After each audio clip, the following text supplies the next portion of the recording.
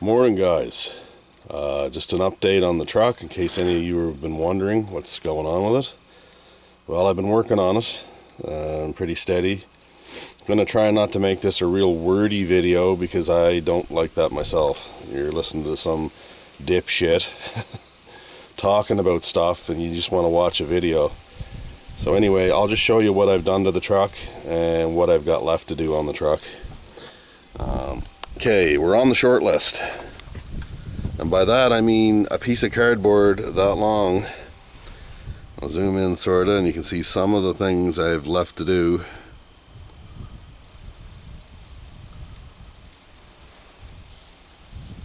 Anyway, we're on the short list. We're getting some stuff done here. Radiator install. That's a 3-core rad. It was never meant to be in this truck. I had to do quite a bit of chopping to get it to fit in there.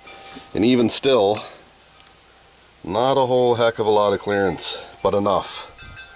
I'd like to have had a puller fan in there, but instead I had to mount the fan on the front and make it a pusher style. But anyway, it'll be plenty cool, trust me. Because this truck never overheated before, and I had the same type of deal. I only had a single core last time. Now this is a 3-core. Yeah, Alternator, brand new power steering hoses, new oil lines. I'm just trying to get everything to fit, get my overflow in and everything.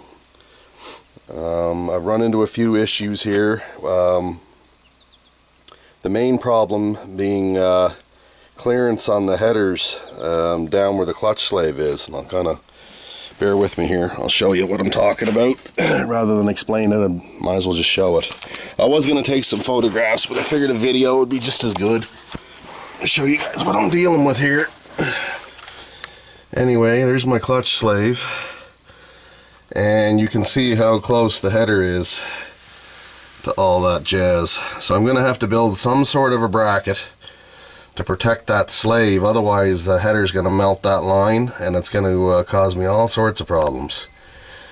So I got a little clearance issue there I have to deal with, but the good news is that the transmission is in and mounted with the proper mount, and the drive shaft is out getting cut right now. Anyone that's putting a T5 Tremec in these trucks, 84 to 86, depending on where you put your motor, the drive shaft measurement is approximately 55 and 11/16 with 1310 U-joints. That's sort of what you want, around 55 and 11/16 with 1310 U-joints. But it depends on how far the motor is in the frame.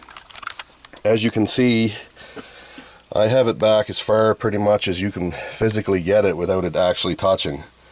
Due to the fact that we have homemade mounts, steel mounts down there. And the other issue I wanted the motor way back in the frame is because of the radiator clearance issue, as you guys see here. It's really tight. Nothing's rubbing though. All those hoses are tie wrapped out of the way. There's nothing gonna rub. I even went so far as to get some of this foam. You can pick this up at the dollar store or someplace cheap. It's just foam, right? And I just put it down on the frame underneath the hoses here so that nothing rubs on metal.